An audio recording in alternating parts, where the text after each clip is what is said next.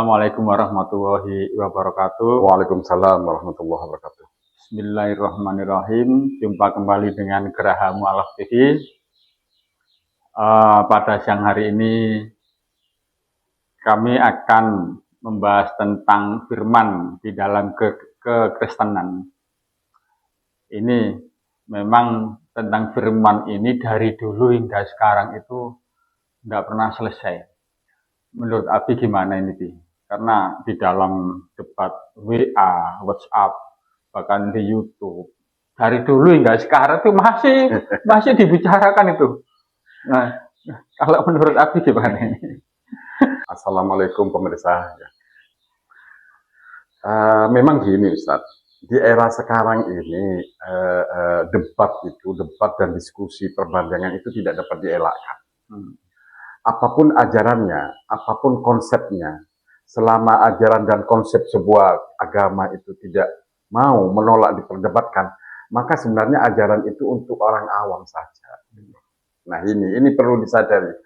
Kalau dulu beda, agama itu disiarkan oleh para pedagang, kemudian oleh perkawinan, oleh kedaulatan, gitu. Jadi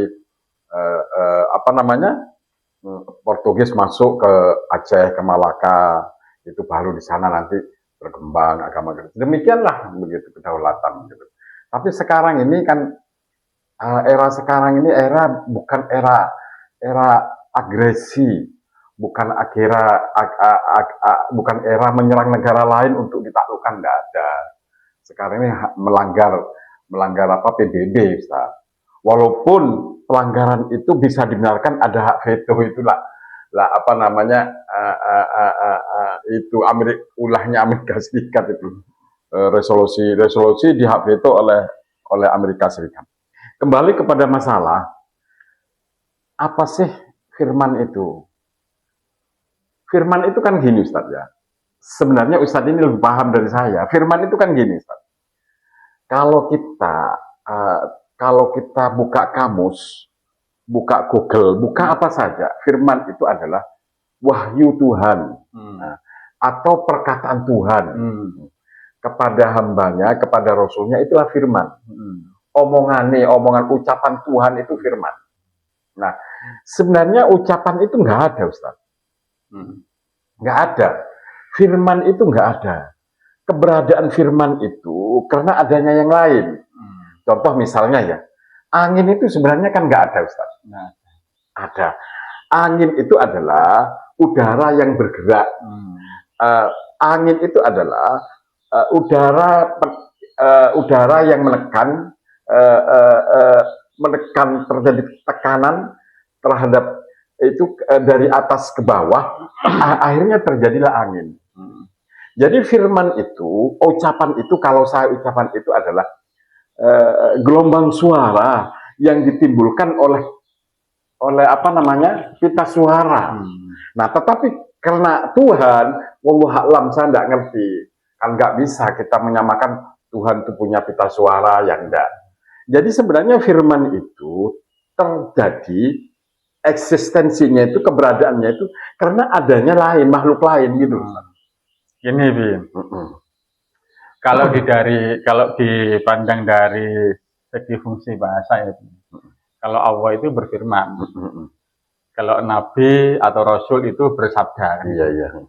Kalau manusia seperti kita itu berbicara, ngomong. Kalau burung berkicau kan gitu. Iya.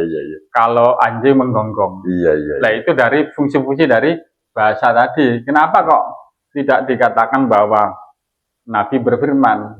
Karena nggak sesuai, nggak cocok, nggak pantas, nggak sopan. Nah, istilah firman itu hanya pantas, hanya cocok dengan Tuhan, perkataan Allah atau Tuhan. Yang begitu. Iya. Nah, itu dari fungsi bahasa. Kalau dari tadi yang disebutkan Abi tadi, firman itu sudah jelas. Mungkin di KBBI perkataan Tuhan kan begitu, firman. Nah, ini kan kalau di dalam, ya maaf ya, di dalam kekristenan, nah ini ada firman menjadi manusia. Nah inilah, Tapi gimana ya? nah itulah Ustadz yang saya tidak paham. Jadi nanti dalam bincang-bincang ini, semoga ada pendeta yang datang kemari atau yang undang kami untuk menjelaskan proses kejadian firman menjadi manusia. Saya Ustadz yang awam, kalau Ustadz Dondi, Kodondi itu kan beliau itu ahli. Kalau saya kan tidak ahli. Proses sebuah tiada menjadi ada, jadi manusia. Kalau bermakna tekstual asli kayak gitu, itu kayaknya nggak bisa, Ustaz. Kecuali dimaknai begini, Rasulullah SAW itu berjuluk Al-Quran yang berjalan. Nah, beliau itu metaforanya, perumpamaannya. Jadi Rasulullah itu adalah Al-Quran yang berjalan, firman yang hidup, Al-Quran yang hidup. Itu bermetafora, bukan berarti firman Allah itu menjadi Nabi Muhammad, bukan. Gitu. Jadi Islam juga mengakui keberadaan metafora Rasulullah, itu kan ada hadisnya. Aisyah itu ditanya, wahai Ummul Mukminin, seperti apa sih Rasulullah? Kalau kamu ingin tahu Rasulullah, yaitu Al-Quran berjalan itu, gitu. Jadi sebenarnya nama istilah firman berjalan, firman hidup, ini ada di setiap nabi, jadi Nabi Isa sebagai firman yang hidup itu sebuah istilah, gitu. Sebuah metafora, sebuah perumpamaan, bukan cakrek firman yang abstrak itu kemudian menjadi manusia, itu nggak masuk akal. Nah, begini ya, Bi. Di dalam kekristenan itu Yesus itu adalah firman, dan mereka meyakini bahwa firman itu tidak diciptakan. Tapi faktanya Yesus diciptakan. Ini menurut Islam. Tapi di dalam iman Kristen enggak. Yesus tidak diciptakan, Bi. Nah, inilah Ustadz ya, Kalau dulu mungkin perkembangan agama-agama dulu, protes terhadap ini nggak ada. Karena agama dulu itu tidak disiarkan secara dialogis, perdebatan. Tetapi saat sekarang ini di era modernisasi, di era modern ini, di mana sistem thinking, sistem perbandingan, sistem suatu perbandingan, pemahaman dari pemahaman lain sekarang ini ditumbuhkan, maka kita nggak bisa terima itu, gitu loh. Jadi sebenarnya sekarang saya balik tanya. Gini, sebenarnya kalau agama itu logika enggak, Bi? Logika ya. Berarti yang tidak logika itu bertentangan dengan agama, gitu? Iya. Tidak logika, tidak bertentangan dengan agama. Sampai sekarang gini, Ustaz. Dulu saya kini saya belum menemukan satu syariat pun di dalam Al-Quran yang tidak logis. Satu misal dulu ya, bagi saya dulu gini, bahwa di mana itu namanya, bahwa di Al-Quran itu dijelaskan bahwa bidadari, wanita cantik yang disediakan menjadi pelayan surga itu selalu gadis, Ustaz. Di Al-Quran itu dijelaskan sesuatu gadis. Kemudian apabila dia disetubui, itu dijelaskan gadis lagi. Jadi apabila disetubui, virginnya itu, selaput darahnya. Ini maaf. Ini mungkin Abi benar, tapi ada pengetahuan yang tidak bisa menjangkau itu, sehingga hal ini bertentangan dengan sains atau yang macam-macam. Gitu, Bi. Nah, itu dulunya begitu. Saya ini adalah wanita, perawan, gadis, jika disetubui, kemudian setelah setubuh itu menjadi virgin lagi, itu tidak masuk akal. Tapi Al-Quran bilang begitu. Akhirnya saya selidiki, Ustaz. Ternyata di surga itu Allah jelaskan bahwa di surga itu ada buah sebagaimana buah yang kita makan. Ada pepaya, ada kurma, sama. Cuman beda kualitasnya. Kualitas buah itu, gitu. Buang kotoran. kemudian tidak kencing, kemudian mereka berkeringat, keringatnya harum. Karena makanan surga itu, kayak BBM. Kalau kita beli BBM untuk mobil kita dengan BBM yang oktannya 0, nilai buangnya itu nggak ada. Kemudian jadi sel. Jadi sel-sel kita yang rontok. Satu misal ada rambut saya yang rontok di sana. Alhamdulillah kalau masuk surga rontok, maka digantikan tumbuh lagi. Gitu. Makanya penduduk surga itu rata-rata umurnya sekian.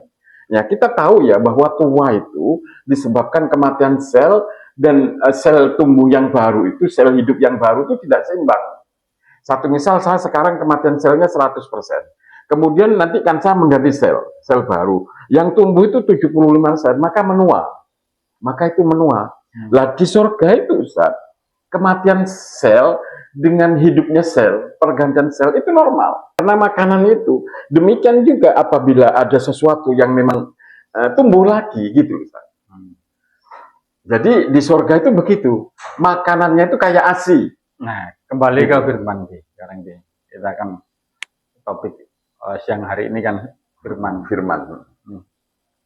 Menurut Abi, firman itu seperti apa sih? Disampaikan pewahyuannya seperti apa? Kalau pewahyuannya itu kan umum Ustaz. Ada melalui mimpi, ada yang dihantarkan oleh malaikat Jibril, gitu. Kemudian firman itu disampaikan dari malaikat Jibril, atau langsung dia melalui mimpi, Allah langsung melalui malaikat Jibril ke mimpi, itu bisa. Jadi Yesus itu bukan firman, tapi penyampai firman. Nah, coba ya, di mana itu penyampai firman? Ustaz, di Yohanes 17 ayat 8. Ini saya bacakan ya Ustaz ya. Sebab segala firman yang engkau sampaikan kepadaku telah kusampaikan kepada mereka, dan mereka telah menerima. Mereka tahu benar-benar bahwa aku datang daripadamu, dan mereka percaya bahwa engkaulah yang telah mengutus aku. Ini baru bisa diterima ini. Jadi Nabi Muhammad itu penyampai firman. Nabi Isa penyampai firman. Nabi Musa penyampai firman, bukan firman. Karena firman itu omongan saya Ustaz, melekat ke saya, dan omongan saya rusak jika pita suara saya rusak. Karena kalau pita suara saya rusak, tidak akan dapat melahirkan gelombang suara ini, gitu Ustaz. Nah, jadi firman itu adalah suatu produk, eksistensinya itu keberadaannya karena ada pihak lain yang ada.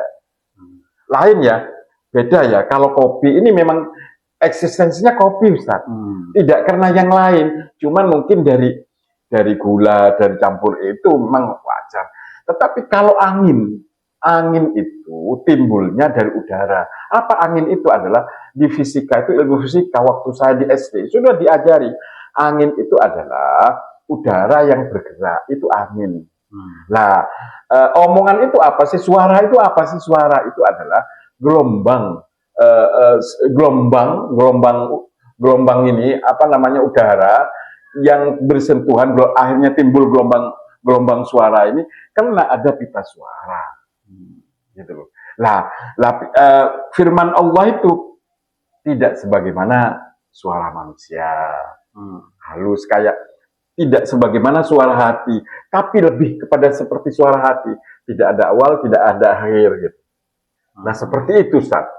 Bukan seperti itu persis, insya Allah gambaran kecilnya seperti itu, tapi tetap Allah itu laisa kamitslihi syai'un. Tapi gini sih, saudara Kristen itu mengatakan bahwa firman itu yang di dalam kitab-kitab mereka itu, bahwa itu adalah saksi. Kalau saksi kan bukan firman, kalau gitu. Kan begitu. Nah, saksi itu dari misalnya si Markus itu menyaksikan, ditulis. Lukas juga menyaksikan, ditulis. Nah, ini kan juga bertentangan dengan pewahyuan. Dengan alasan, oh itu kan dapat Roh Kudus. dapat bimbingan dari Roh Kudus. Seperti itu. Atau mereka mengatakan ilham, dapat ilham. Nah, gitu. Itu pun nanti kalau dikembangkan bahwa firman itu dapat kita bisa melakukan sesuatu, melakukan firman karena ada bimbingan Roh Kudus. Perlu pembahasan panjang lagi, Ustaz. Karena kalau memang firman gini aja, Abi barangkali ada para pendeta yang nonton bincang kita. Ya, nanti saya kasih alamat di sini, Jalan Mayangkara 21 Surabaya, Jawa Timur. Betul. Barangkali ada teman Kristen atau Pak Pendeta yang mampir di sini. Kami kan senang diskusi ya, Bi. Iya. Agar tidak penasaran bagaimana menurut pandangan dari saudara Kristen setelah diskusi itu. Gitu. Iya. Kalau kita men-shot gini, menghakimi gini, wah bukan seperti itu lah. Itu kan menurut kita, menurut keimanan kita, kan gitu. Kan, tapi kalau mereka yang bicara sendiri, oh firman itu seperti ini, disampaikan seperti itu. Nah, silakan datang ke Jalan Mayangkara 21, Yayasan Pembina Mu'alaf atau Tauhid. Teleponnya ada, Ustaz, teleponnya. Ada di saya, ya itu. Nah, kirim WA ya.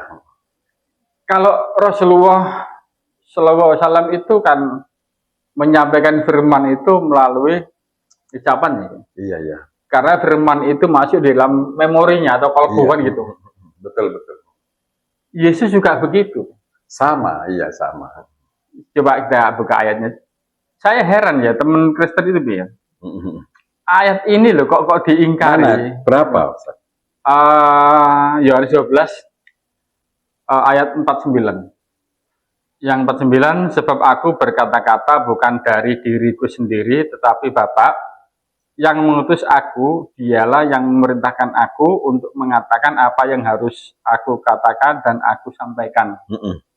Dan aku tahu bahwa perintahnya itu adalah hidup yang kekal. Jadi apa yang aku katakan, aku menyampaikannya sebagaimana yang difirmankan oleh Bapa kepada aku. Nah, ini kan sudah jelas bahwa Yesus itu penyampai firman, bukan firman. Jadi seandainya dia firman, Ustadz, seumpama Yesus itu firman, dia tidak perlu mendapatkan firman. Karena dia firman. Gitu. Terus firman mendapatkan firman, gitu. Kemudian menyampaikan firman, gitu. Jadi ini yang ayat ini firman itu masuk ke dalam kalbu atau memori Yesus kemudian disampaikan melalui ucapan. Tapi saudara pendeta-pendeta atau Kristen itu berbeda. Mereka katakan begini, oh firman itu ilham yang diterima Lukas, Markus itu yang diilhami. Nah, gimana dengan saat Yesus mati dikubur? Apakah bisa menyampaikan firman? Kan tidak. Iya. Kan begitu, ditulis kemudian disampaikan. Karena dapat ilham. Jadi, ilham itu bukan wahyu. Sambil mikir. Nah, ngopi sambil mikir. Kemudian dapat ilham. Nah. Iya. Yalah kalau begitu. Ini saja mungkin sudah cukup. Yang penting banyak persoalan yang semoga Bapak Pendeta bisa datang ke kemari atau kami diundang, monggo, yang mana yang dikehendaki. Asalkan kita bisa berdiskusi. Maksudnya kita bisa bertemu santun ya. Iya. Ya. Sebelum saya akhiri, mohon dukungannya, sedekah dan infaknya rekening Bank Syariah Indonesia atau BSI 118889995 atas nama Yayasan Pembina Mu'alaf atau Tauhid. Saya akhiri. Wassalamualaikum warahmatullahi wabarakatuh. Waalaikumsalam.